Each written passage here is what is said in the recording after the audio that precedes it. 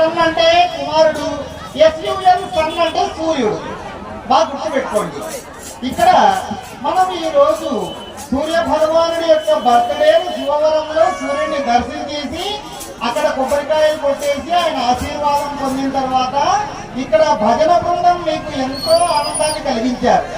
ఇక్కడ ఉన్నటువంటి ఆయన యువకుడుగా ఉన్నటువంటి ఆయన ఇంతమంది యువతుల చేత ఈ భజనను 10 మంది ఆకట్టుకునే రీతిగా చేశాడు. ఆ భజన బృందం టీం కంతా కూడా చాలా అనుగ్రహం, ఆ సూర్యుని యొక్క అనుగ్రహం ఉండాలి. మీ అందరికీ కూడా నా అభినందనలు, ఆశీస్సులు తెలియజేస్తూ ఉన్నా. ఇక్కడ రథసప్తమి రోజు మనం రోజు లేచినట్టు సూర్యుడు తలనెత్తి మీదకి వచ్చినప్పుడు లేయకూడదు. ఎప్పుడు కూడా తెల్లవారుజామునే నిద్ర లేయాలి. మనకు కనిపిస్తున్నటువంటి ప్రత్యక్ష దైవం ఎవరయ్యా, దేవుడు ఎక్కడున్నాడు అని ఎవరైనా అడిగితే కనిపించేటువంటి ప్రత్యక్ష దైవం ఎవరయ్యా అంటే సూర్య భగవానుడు. పొద్దున్న లేస్తూనే మనకు ఆరోగ్యాన్ని ప్రసాదించేటువంటి దాత ఎవరయ్యా అంటే ఒక డాక్టర్ లాంటి వాడు మన సూర్య భగవానుడు. ఎలాంటి వారికైనా కానీ బయట కాసేపు ఎండలో కూర్చున్నామంటే MBBS డాక్టర్లు అవసరం లేదు, MS డాక్టర్లు అవసరం లేదు.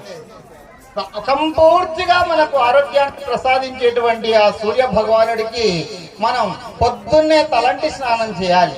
రోజు చేసినట్టుగా ఏ షాంపూలు పూసుకోనో షికాయి పొడి వేసుకోనో ఊరికే తల స్నానం చేయకూడదు. ఈ రోజు బాగా వినండమ్మా, మీ మాటలన్నీ కూడా మన ఇంటికి పోయినాక మాట్లాడుకోండి దయచేసి.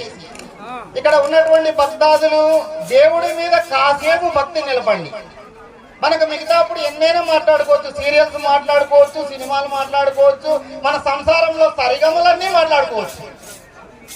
ఉన్న ఫ్యాక్ట్ చెప్తున్నాను. ఎందుకంటే నేను కొలిమిగుండ్ల నుంచి వచ్చాను.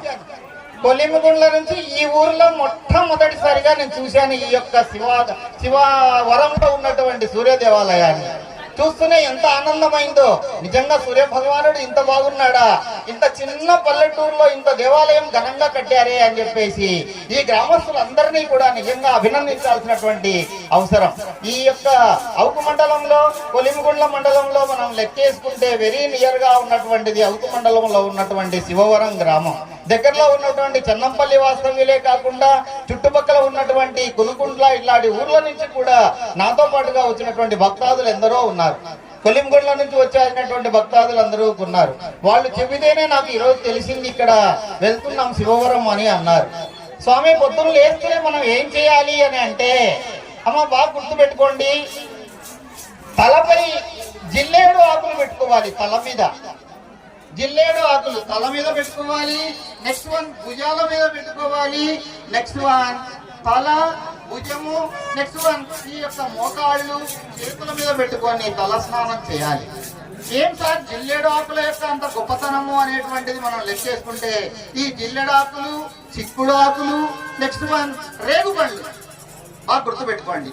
రేగు పండ్లు, జిల్లెడాకులు, రేగు ఆకులు, చిక్కుడు ఆకులు కూడా ఈ మూడింట్లో మనం ఏదైనా పెట్టుకోవచ్చు. ఆ రేగుబళ్ళు తల మీద పోసుకున్న దాని వల్ల, ఈ చిక్కుడాకులతో మనము నైవేద్యం చిన్నదాని వల్ల చిక్కుడాకులలో నైవేద్యం పెట్టుకొని తింటే కూడా ఏం ఫలితం వస్తుందయ్యా అని మనం తెలుసుకోవాలి. ఈ జిల్లెడాకులు తల మీద పెడితే ఏం లాభం? ఈ తల మీద ఏముంది చెప్పండి అంటే ఎవరినన్నా అడుగుతుంటాం, నెత్తి మీద ఒట్టేసుకొని చెప్పు అంటుంటాం, తల మీద ఒట్టేసుకొని చెప్పు అంటుంటాం. ఏమమ్మా అక్కడ ఒట్టేసుకొని ఎందుకు చెప్పాలని చెప్పండి? అక్కడ బ్రహ్మరంధ్రము అనేటువంటిది ఒకటి ఉంటుంది. అందుకే ఎవరైనా మనం చంపాలంటే ఏం చేస్తారు? తల మీద ఒక్క ఏటేస్తే చచ్చిపోతావురా అంటుంటారు.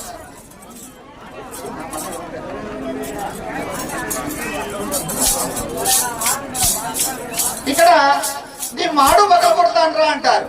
నీ మాడు పగల కొడతాన్రా అంటే నీకు మూడిందిరా అని అర్థం అనమాట. ఇక్కడ తల మీద కొట్టేటప్పటికి వాడి తల ప్రాణం పోతుంది.